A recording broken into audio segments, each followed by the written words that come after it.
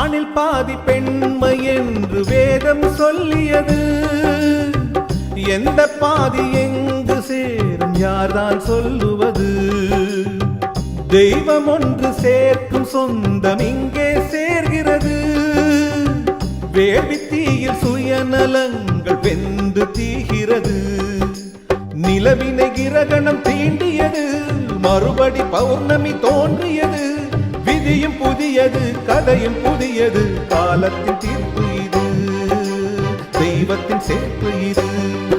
இது காதலின் சங்கீதம், மாற்றும் மாலையும் ஏற்றும் தீபமும் மங்கள பண்பாடும் ஸ்ரீதேவியின் கல்யாணம்.